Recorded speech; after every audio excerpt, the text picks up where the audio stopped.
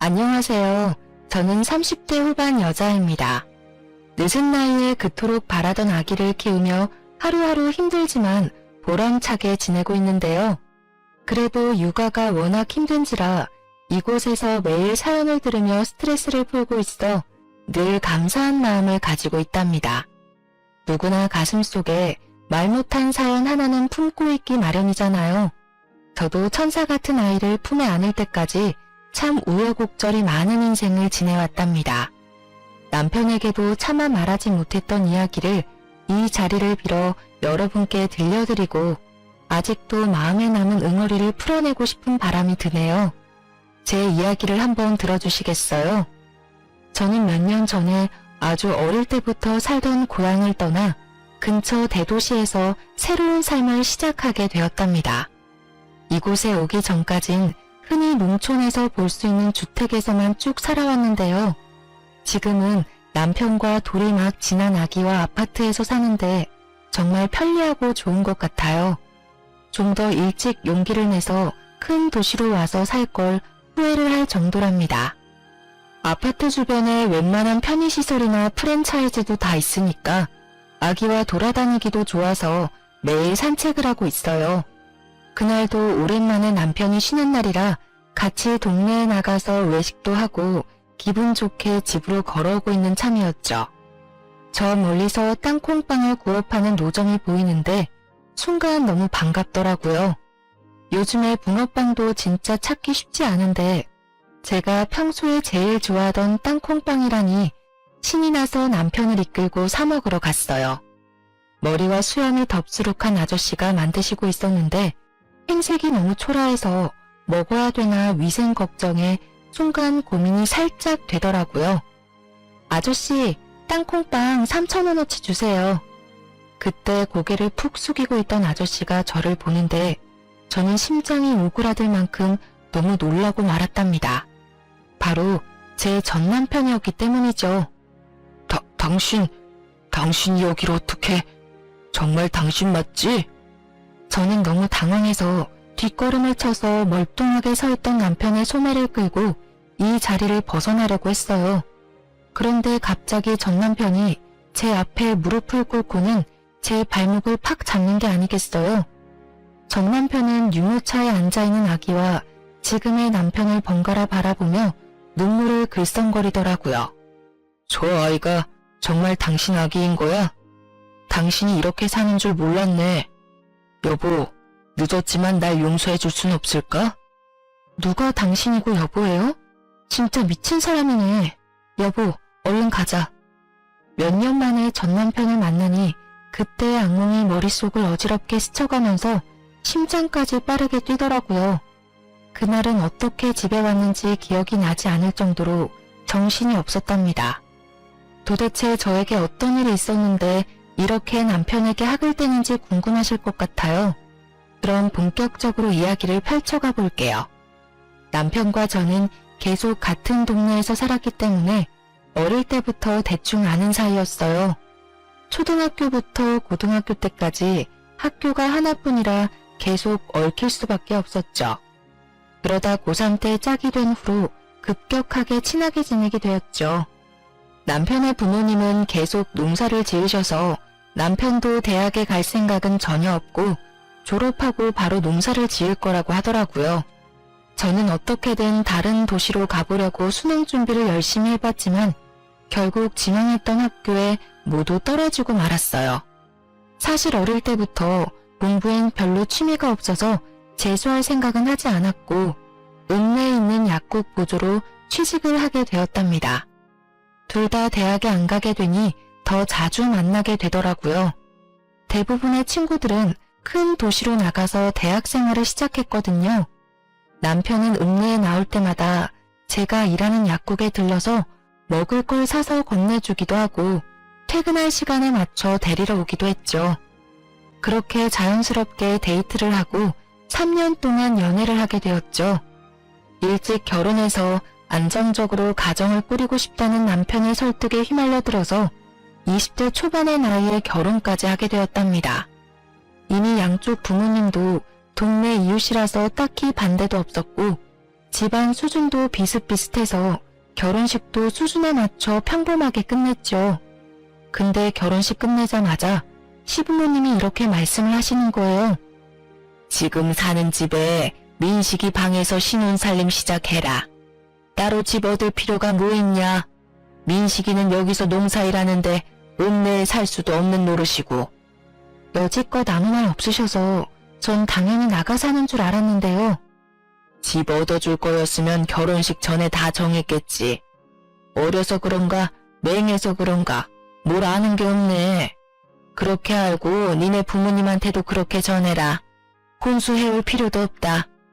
저는 작은 원룸에서 시작해도 둘이서 알콩달콩 지내는 신혼생활을 하고 싶었는데 너무 황당스럽더라고요. 그렇지 않아도 남편에게 집은 언제 알아볼 거냐고 계속 물어봤었거든요. 그때마다 남편은 기다리라고만 하고 피하는 눈치가 있긴 했는데 사실 저를 시댁으로 불러들일 생각을 하고 있었던 것 아니겠어요? 원룸 알아보고 있다며, 부동산에도 다녀왔다며. 근데 시댁에서 살자니 이게 무슨 말이야? 너 나 속인 거야? 야, 속이긴 누가 속여. 말을 그렇게 하냐? 농사 짓는 게 얼마나 힘든지 알아? 그리고 맨날 새벽에 나가야 돼. 근데 어떻게 읍내에서 살아? 넌 그렇게 생각이 없어? 아니 그럼 처음부터 그렇게 말을 하던가. 그럼 내가 이해하고 시댁 들어갈 마음의 준비라도 했을 거 아니야. 뭔 마음의 준비를 해. 어차피 니네 집에서 바로 지척으로 옮겨와서 사는 건데. 친정도 가깝고 얼마나 좋냐? 넌 복 터진 줄이나 알아. 어떻게든 둘러대는 남편을 보자니 속은 것 같고 너무 답답했지만 결혼을 물을 수도 없으니 어쩔 수 없이 시댁에 들어가 살기로 했죠. 친정 부모님도 남편이 농사를 지어야 한다고 시부모가 이미 말을 해놨는지 그냥 들어가 살라고 말을 하셨답니다. 시골은 도시랑은 분위기가 많이 다르긴 하잖아요.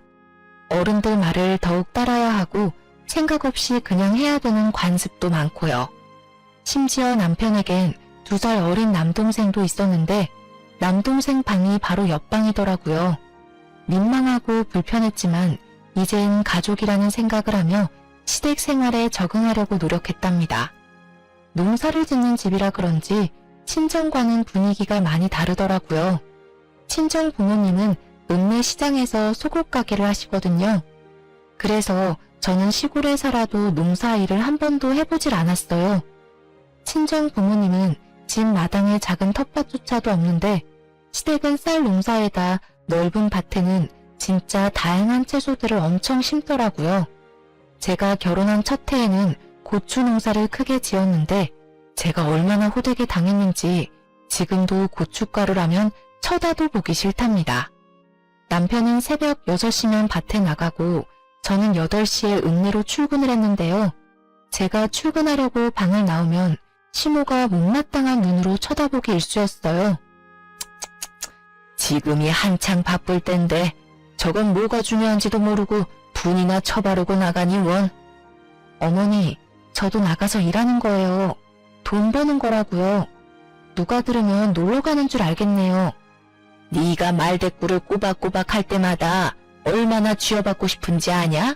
네 남편은 새벽부터 나가서 고추 딴다고 허리가 부러진다. 네 남편 힘든 거 알면 1시간이라도 일찍 일어나서 도와라. 어머니, 저도 저녁까지 일하고 오면 얼마나 피곤한데요. 오자마자 저녁까지 차려야 하고요. 아버님이 아침밥 하라고 하셔서 아침밥도 차려야 되고요. 또 말대꾸. 내일부터 1시간이라도 고추 따고 읍내 나가. 알았어? 시모가 저를 노려보고 쏘아대고 방으로 확 들어가 버리는데 진짜 화가 나더라고요. 제가 일한다고 화장하고 번듯하게 옷 입는 게 못마땅한 모양인 듯 했어요. 저도 집에 들어앉아서 일바지 입고 농사를 짓길 바라는 것 같은데 저는 농사일은 진짜 하기 싫었거든요. 거기다가 시부가 며느리한테 아침밥도 못 얻어먹는다고 앓는 소리를 해서 결혼하고 일주일 됐을 때부터 새벽 6시에 일어나서 매일 밥하고 국해서 밥 차렸고요. 시댁은 그동안 밥을 어떻게 먹었던 건지 농사지은 채소로만 먹고 살았는지 식탁에 고기나 생선 올라오는 날이 없더라고요. 그래서 제가 너무 먹고 싶어서 가끔 퇴근하고 고기를 사가곤 했거든요. 그럼 아주 시부모나 남편이나 도련님이나 걸신 들린 것처럼 고기를 먹더라고요. 그래서 종종 사갔더니 이젠 아예 일주일에 3번은 고기 사오라고 그렇게 저를 들볶는 거 있죠. 저는 퇴근해서 저녁밥 차리면 금세 밤 9시 되고 제대로 쉴 시간도 없었는데요. 시모는 제가 농사일을 안 거둔다고 매일 나가 노는 사람 취급을 하니까 너무 짜증이 났답니다. 어찌나 밭에 안 간다고 시모가 눈치를 주는지 결국 다음날부터 아침 6시에 나가서 남편을 도와 고추를 따고 회사에 출근을 했네요. 해본 적 없던 밭일을 하니 허리가 얼마나 아프고 끊어질 것 같았는지 1달 넘게 물리치료 받으며 고생을 했답니다. 그날 저녁에도 어김없이 부랴부랴 저녁 식사 준비를 하고 가족들이 다 둘러앉아 먹기 시작했죠. 오늘은 고기 없어요? 어제도 없더니만. 평수, 오늘 돼지고기 좀 사오지. 맨 다 풀밭이네.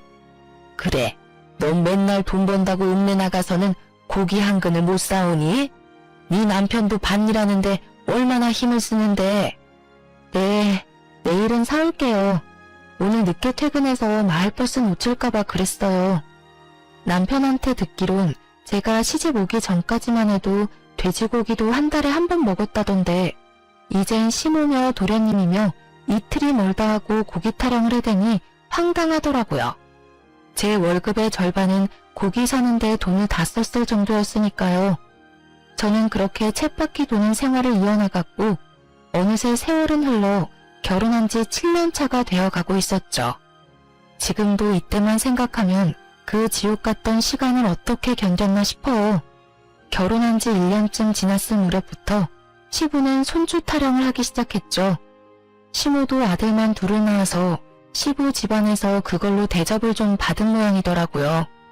결혼 2년차까지는 어떻게 해야 아들을 낳을 수 있다느니 그런 얘기를 엄청 자주 들었는데요. 3년이 지나도 아기가 생기지 않자 시부모는 눈에 띄게 저를 구박하기 시작했답니다. 아침에 일어나자마자 시모가 뭐라고 물어봤는지 아시나요? 오늘은 소식 없냐? 노력은 하고 있는 거 맞아? 도대체 손주는 언제 안겨줄 거야? 나이도 어린데 왜 도대체 애가 안 들어서는 거야? 이 소리를 매일 아침 7년 가까이 들으니 진짜 사람이 미칠 것 같더라고요. 저라는 사람은 없어지고 시댁에서 저는 손주를 낳아야 하는데 하자가 있어 낳아주지 못하는 존재가 되어 있었죠. 시부모 지인의 손주라도 보고 오는 날이면 아주 난리가 날 정도로 저를 못살게 굴었어요. 그 옆편네 며느리는 나이가 39이라더라. 39에도 애를 낳았는데 도대체 넌 무슨 하자가 있길래 애가 안 들어서냐고.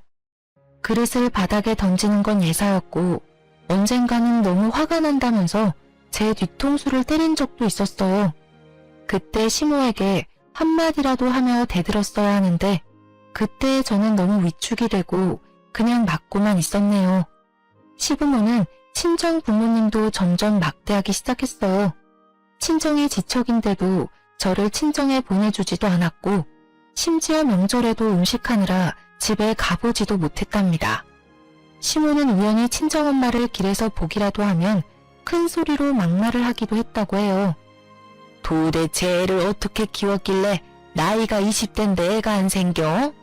그럼 한약이라도 지어다가 좀 먹이던가 음식을 좀 해오던가 해야지. 주원 딸한테도 이렇게는 안 하겠네. 이 옆에 내가 뚫린 입이라고 함부로 말을 뱉어? 어떻게 키웠냐니? 금지옥엽 4달 데려다가 해보지도 않은 농사를 시키면서 구박이나 하면서 내가 지금 얼마나 참고 있는 줄 알아? 애가 몸이면 마음이 편해야 애도 들어설 거 아니야? 아이고 누가 들으면 내가 아주 천하의 못된 시험인 줄 알겠네. 옛날 같았으면 벌써 소박당했을 위인을 데리고 사는 것만 해도 고맙다고 할 것이지. 제가 이혼하고 나서야 저에게 말을 해주신 건데 그 당시에는 저에게 해가 될까봐 말도 못하시고 시모의 행패를 다 견뎌오셨던 거죠. 어쩐지 언제인가부터 친정엄마가 임신에 좋다는 한약이며 각종 즙이며 음식을 계속 챙겨주시더라고요. 저는 아무것도 모르고 받아먹기만 했었는데 엄마가 어떤 마음으로 준비를 해주셨을지 지금 생각해도 죄송해서 눈물이 난답니다. 남편은 딱히 말하지는 않았지만 같이 길을 걸어가다가 아기라도 보이면 한참을 뚫어지게 바라보기도 하고 슬그머니 웃음을 짓기도 했어요. 그 모습을 보고 있으면 가슴이 철렁하고 내려앉기 일쑤였답니다. 20대 초반의 어린 나이에 결혼을 했으니 사실 언젠가는 아기가 생길 거라 생각하고 여유롭게 생각했던 것도 있었는데요. 30대가 넘어가니까 점점 초조해지기 시작했어요. 난임에 대해 여러 가지 알아보다가 병원에 가서 제대로 검사를 받아봐야겠다고 생각했죠. 우리 병원에 가서 둘 다 검사 좀 받아보고 시험관 같은 거 해보면 어떨까? 그럼 큰 병원에 가야 되는데 여기서 그 먼 데를 어떻게 다니냐? 그리고 시험관 하면 돈 엄청 드는 거 아니야? 나라에서 지원받을 수도 있어. 내가 알아볼게. 일단 병원 한번 가보자. 지금 한창 바쁠 땐데 거길 어떻게 다니냐? 한번 가고 마는 게 아니고 계속 가야 되잖아. 아, 그리고 뭘 그렇게까지 해. 생기면 생기고 아니면 아닌 거지. 당신은 어머님이 날 얼마나 구박하는지 몰라? 나 혼자 꾹꾹 참으니까 내가 지금 괜찮은 것 같아? 당신이 얼마나 모른 척을 하면 내가 아예 당신한테 하소연도 안 해. 내가 나만 위해서 병원 가보자고 해? 당신도 아기 원하잖아. 길에서 애들만 보면 눈도 못 떼는 거 내가 모르는 것 같아? 내가 임신하냐? 네가 못 갖는 걸 가지고 왜 나한테 난리야? 암튼 지금은 못 가니까 겨울에 좀 한가해지면 가든가 말든가 알아서 해. 남편은 성질을 내며 대화를 끝내버리더라고요. 저는 그 후로도 계속 남편에게 병원에 가자고 얘기해봤지만 남편은 미루기만 할 뿐이었죠. 임신하지 못해서 하루하루 속이 말라 비틀어지는 제 마음은 알아주지도 않고 점점 더 저를 무심하게 대해가더라고요. 친구에서 연인이 되어 오랜 기간을 사귀면서 우리 둘 사이에는 누구도 끼어들지 못할 친밀함이 있다고 늘 생각해 왔었거든요. 서로만 아는 비밀도 많고 공유한 추억도 어마어마하니까요.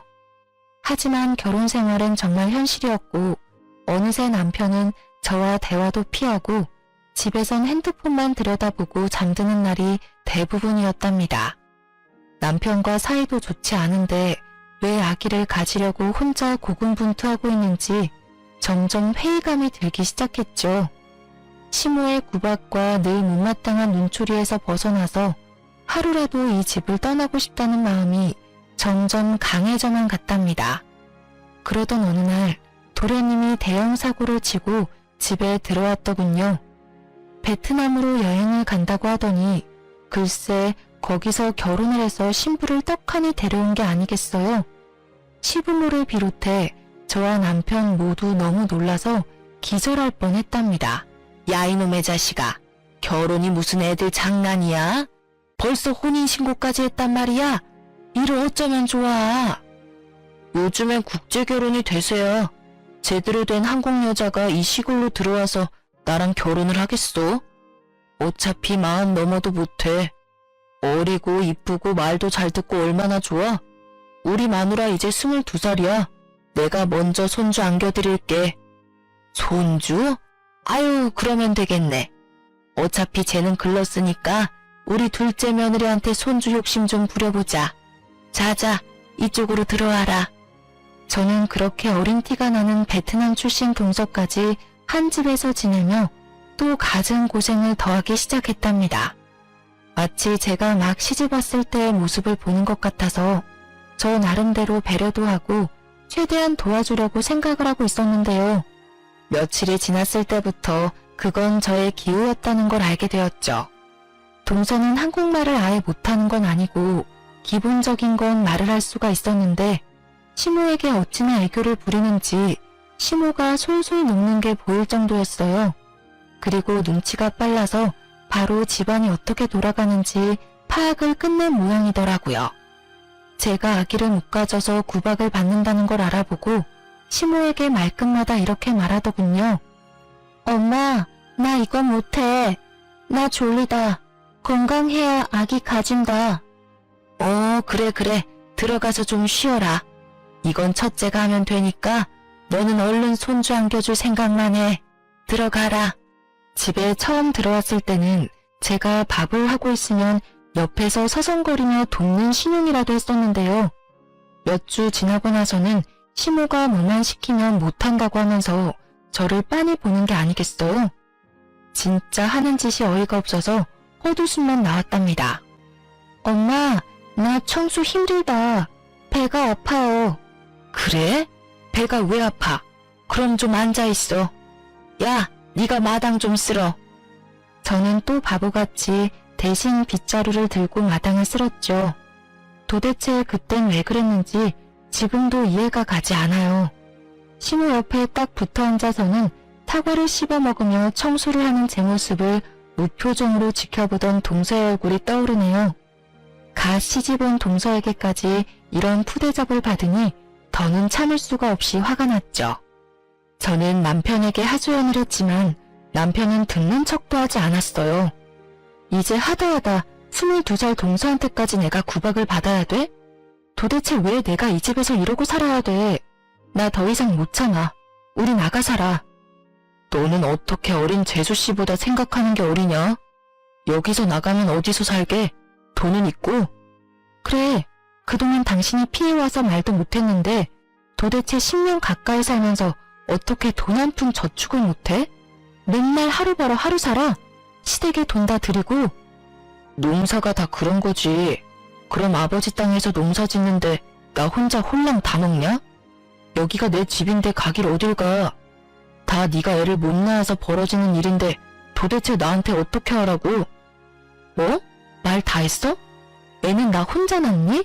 너도 같이 노력을 해야 할 거 아니야. 술도 좀 줄이고. 웃기고 있네. 내 친구들은 나보다 술을 더 먹는데 다 애가 있는데 그건 어떻게 설명할래? 지가 문제 있는 걸 어디서 화풀이야? 에이씨.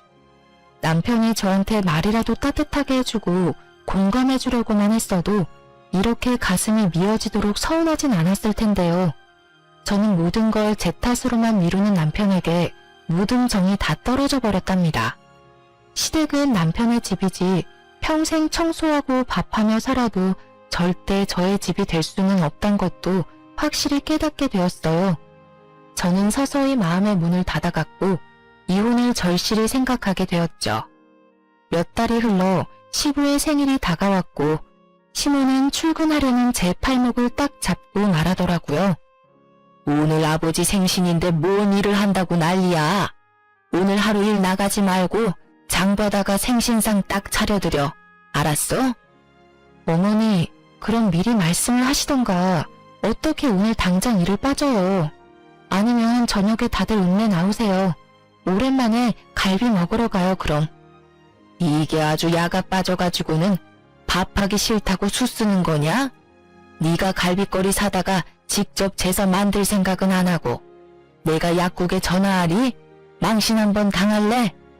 충분히 직장에 전화해서 고래고래 소리를 지를 시모의 성격을 알기에 저는 어쩔 수 없이 하루 병가를 내고 생신상을 차려야만 했답니다.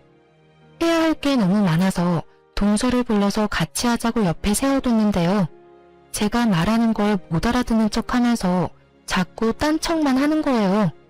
심지어 제가 시킨 일을 반대로 해놔서 제가 또다시 해야 하니까 손만 더 가고 너무 화가 났답니다. 동서, 씻어서 넣어야 되는데 그냥 넣으면 어떡해. 다 건지라고. 아, 비켜봐. 제가 동서를 밀어내고 다시 하고 있는데 옆에서 나지막한 동서의 목소리가 들려왔죠. 저는 들리는 욕짓거리에 제가 잘못 들었나 귀를 의심했답니다.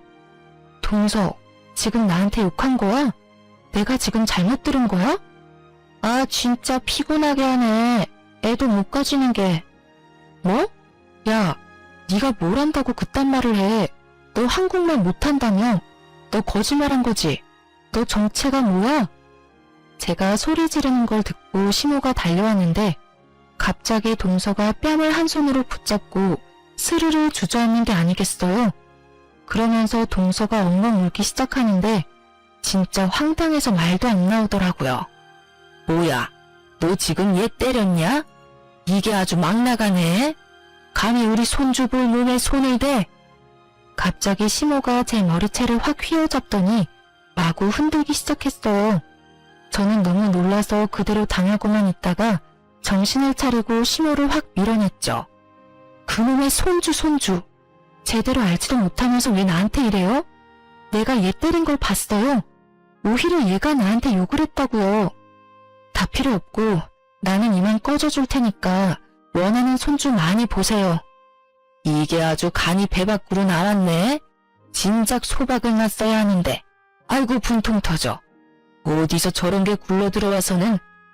저는 저에게 악을 쓰는 시모와 그런 저를 뒤에서 비웃으며 보고 있는 동서를 뒤로 하고 시댁을 뛰쳐나와 버렸답니다. 그리고 바로 친정으로 갔고 혹시나 남편이 찾아올까봐 큰 도시에 사는 친구 집으로 몸을 피해버렸죠.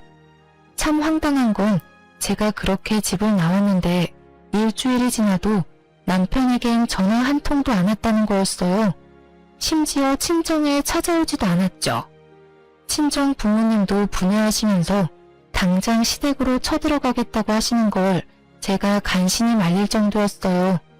그렇게 일주일이 더 지나고 저는 친구 집에서 나와 친정으로 돌아갔어요. 제가 온 걸 어떻게 알았는지 시모가 친정집으로 찾아왔더라고요. 너 우리 아들한테서 당장 떨어져. 며느리라는 게 집 뛰쳐나가고 누구한테 배운 짓거리야? 이참에 아주 잘 됐어. 우리 며느리가 아주 잘 아는 동생 소개시켜준단다.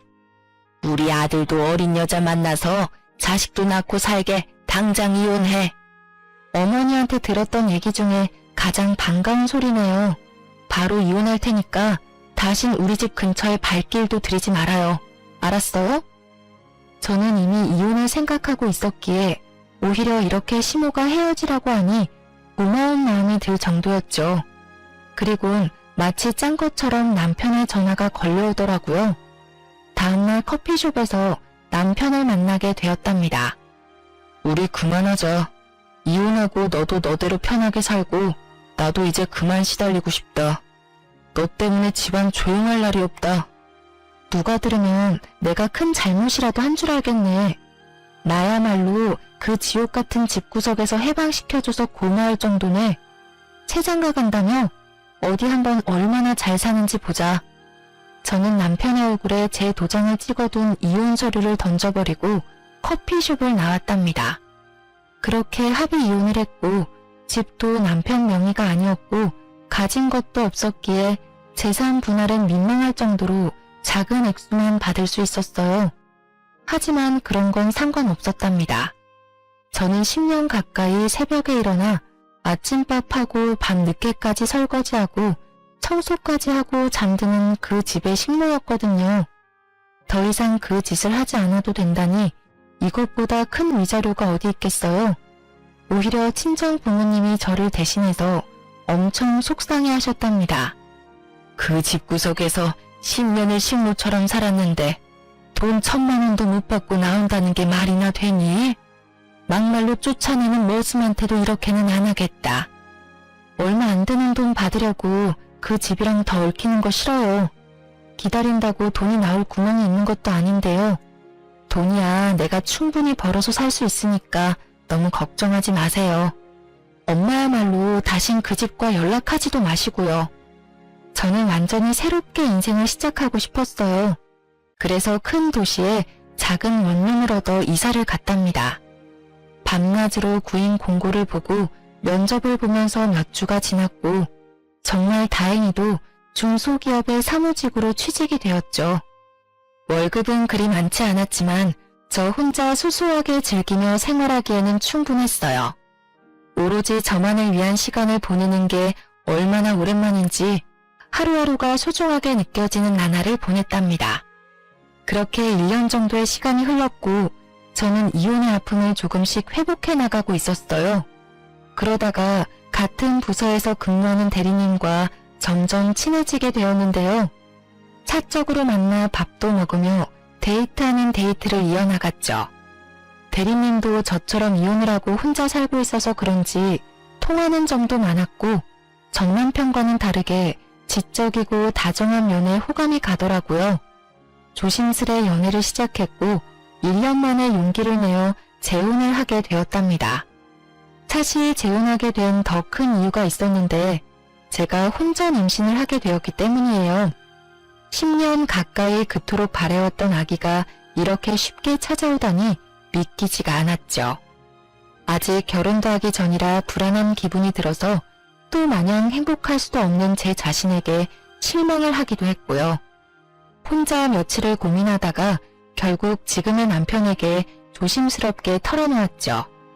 남편이 아기를 원하는지 원하지 않는지 알 수 없어서 혼자 최악의 상황까지 생각하고 말이죠.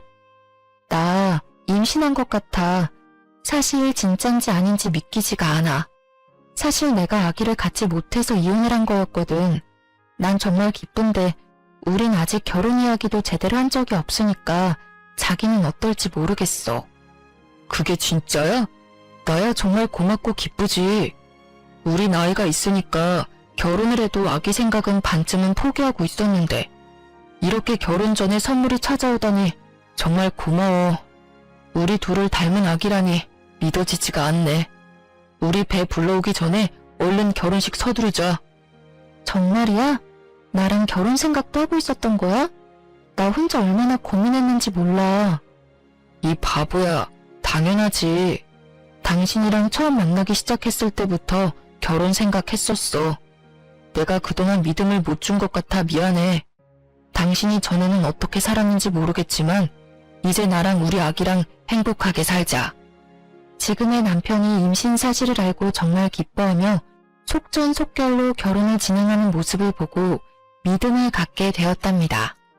재혼이다 보니 그냥 간단하게 식사하는 걸로 결혼식을 올리고 함께 살게 되었죠. 아기는 뱃속에서 무럭무럭 잘 자라주었고 어느새 마치 거짓말처럼 제 품에 저의 아들이 안겨있더라고요. 30대 후반에 육아를 하려니 체력적으로 힘들기도 했지만 아기의 웃는 얼굴만 보면 가슴 깊이 행복감이 밀려왔죠. 저는 그렇게 지금의 남편과 아기와 함께 제 인생에서 최고로 행복한 순간들을 보내고 있는 중이었죠. 그 땅콩빵을 사러 가기 전까진 전 남편과 전 시댁 생각은 완전히 잊어버리고 있었는데 말이에요. 초라한 행색의 전 남편이 제 앞에 털썩 무릎을 꿇고 눈물을 글썽이는데 참 할 말이 없더라고요. 당신이 얼마나 보고 싶었는지 몰라. 염치가 없어서 연락도 못했지만 만나면 꼭 이 말 하고 싶었어. 정말 미안해. 당신한테 했던 일 다 미안해.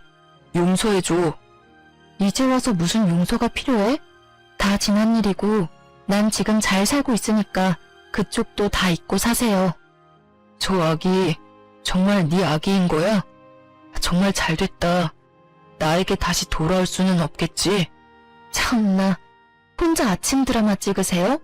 무슨 말도 안 되는 소리를. 저리 비켜. 남편이 흑흑거리며 울자 기둥에 손이 묶여있던 늙은 여자가 남편 쪽으로 서서히 다가왔어요. 저는 그 모습을 보고 너무 놀라서 뒤로 자빠질 뻔했답니다. 그토록 저를 괴롭혔던 시모였거든요. 시모는 머리가 산발이고 눈은 이상하게 초점이 없더라고요. 그러다가 유모차에 있는 아기를 보더니 눈빛이 반짝 광채가 나는 게 아니겠어요.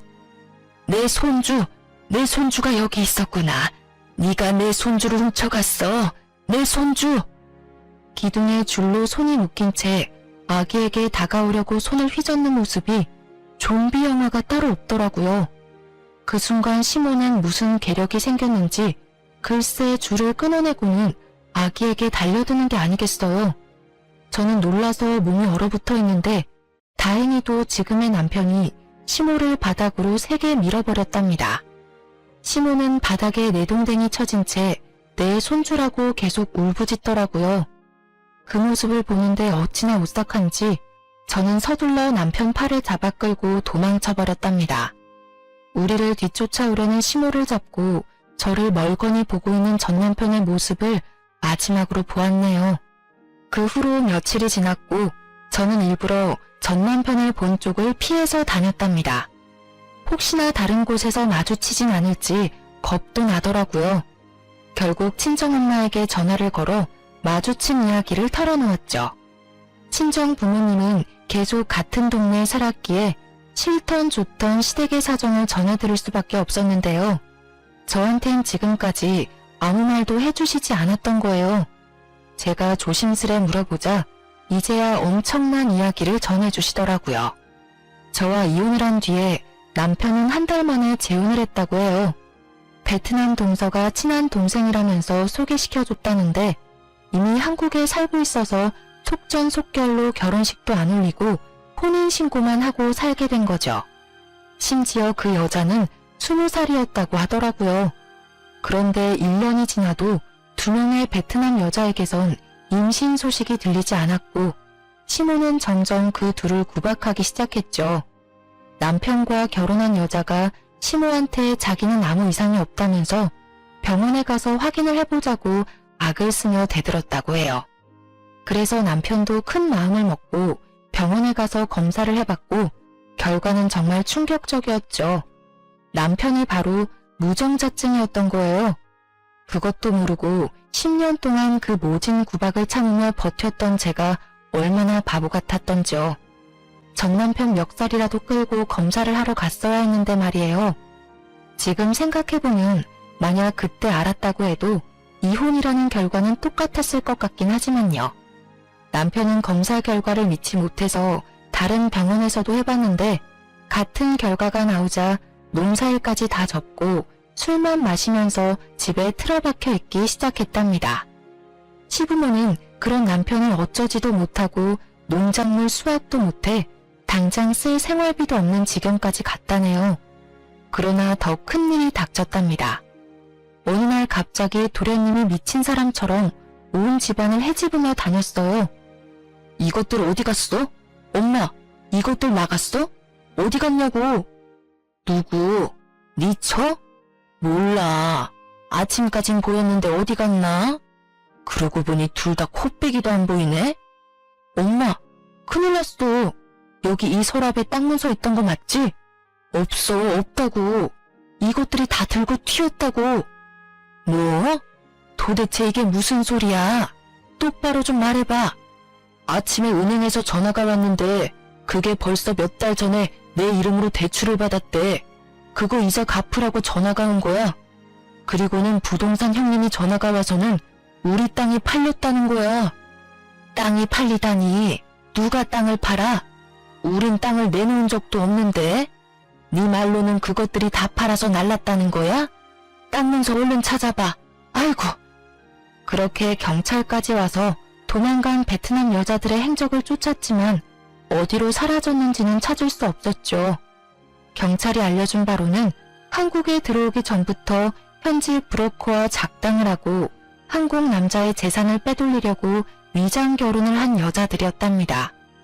벌써 한국 남자와 몇 번의 이혼을 했고 한국말도 수준급이었다는데 시부모와 자기 남편들 앞에서는 한국말을 못하는 척했던 거였죠. 어쩐지 동서가 저한테 욕지거리를 내뱉을 때 진짜 본 모습을 본 것 같아 더욱 충격을 받았던 것 같아요. 시댁은 땅도 잃고 거액의 빚까지 떠맡게 되었답니다. 그야말로 집안이 완전히 풍비박산이 나버린 거죠. 시부는 땅이 팔렸다는 걸 알고 중풍으로 쓰러져서 아직까지 집에서 거동도 못하고 누워있다고 해요.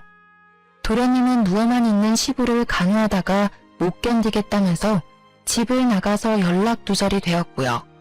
시모 역시 큰 충격을 받아서 전부터 조금씩 알아왔던 치매가 더욱 심해지게 되었다네요. 시모는 제정신이 돌아올 때마다 전 남편을 붙잡고 제 얘기를 하며 가슴을 치며 울었다고 해요. 야야, 우리 첫째는 어디 갔니? 읍내 고기 사러 갔나? 요즘 들어 통 보이질 않는다. 무슨 소리야. 엄마가 내쫓아놓고는 이제 와서. 이게 다 엄마 때문이야. 그놈의 손주가 뭐라고 그렇게 구박을 해대더니. 아니 그럼 걔가 집을 나갔단 말이야? 앞장서라. 친정집에 있을 거 아니야. 얼른 잡아오게. 걔가 나간 게 아니라 엄마가 이혼시켜 내쫓았다고. 나한테 그 베트남 기집애랑 결혼하라고 손주 봐야 된다고 꼬드기지만 않았어도 우리 집 이렇게는 안 됐을 거야. 엄마 손주 욕심 때문에 다 망해버렸다고. 당연히 잘 살길 바라진 않았지만 이 정도로 처참하게 망했을 줄은 상상도 못했었는데요. 시모가 손주 욕심을 부리다가 벌어진 일이라 자업자득이라고 밖에 할 수 없을 것 같네요. 당장 먹을 쌀도 없는 지경에 이르자 전 남편이 정신을 차려야겠다고 생각을 했나 보더라고요. 친구들에게 돈을 빌려다가 땅콩빵 장사를 시작하게 된 거였고요. 집에는 이미 시부가 누워있고 정신이 나간 시모를 집에 같이 둘 수가 없어서 장사하는 곳마다 어쩔 수 없이 데리고 다녔다는데요. 시모는 치매가 걸렸어도 손주는 포기를 못했는지 길에서 아기만 보면 내 손주라고 악을 쓰며 빼앗아 가려고 했다고 해요. 아기 엄마들은 도둑년이라고 때리려고도 해서 벌써 경찰서에도 몇 번이나 다녀왔었다네요. 그래서 결국 전 남편이 시모가 움직일 수 없도록 묶어두고 장사를 하게 되었던 거죠. 내가 다시는 그 집구석 얘기는 너한테 하지 않으려고 했다. 혹시나 그 집 인간들이 널 찾아갈까봐 네 아버지가 엄청 단속했지. 다 너한테 저지른 일 되돌려 받은 거니 난 오히려 속 시원하다. 이젠 그 집구석 얘긴 다시 물어보지 말고 지금 네 가족하고 잘 살기만 해. 친정엄마는 이야기를 끝내시며 저한테 더 이상 궁금해하지 말라고 못을 박으셨죠. 그래도 오랫동안 함께 지낸 세월이 있어서 그런지 시댁의 나쁜 소식에 마냥 기쁘지만은 않았지만 한편으론 속이 시원하기도 했어요. 이런 마음조차 갖지 않고 아예 잊고 사는 게 최고라는 생각이 들어 계속 저에게 물어보는 지금의 남편에게도 대충만 얘기해주고 말을 아꼈답니다. 저는 그날에 다시는 안 보고 싶었던 시모의 얼굴을 우연히 마주쳐서 너무 놀랐고 우리 아기를 향해 달려들던 모습이 아직도 가끔 머릿속에 떠올라서 꿈에서까지 나오기도 하는데요. 저는 더 이상 그 사람들과 얽히고 싶지도 않고 저에게 고통과 상처를 준 일들이 아직 잊혀지지도 아물지도 않았어요. 전 남편이 저에게 지나간 세월에 대해 용서를 바랬지만 저는 용서도 동정도 하지 않고 그냥 묻어두려고 해요. 그냥 현재의 남편과 아기와의 새로운 삶에 더욱 집중하려고 한답니다. 툭툭 털어버리고 제 행복을 찾아가는 게 가장 현명한 복수라고 생각하거든요. 지금까지 저의 사연을 들으셨는데 어떠셨나요? 물론 저보다 더 기막힌 사연을 가진 분들도 많지만 저의 지나온 세월도 만만치 않다는 생각이 들지 않으시나요? 제 이야기를 들어주셔서 감사하고 여러분도 자신만의 행복을 찾아가는 하루를 보내시길 바래요. 항상 행복하세요.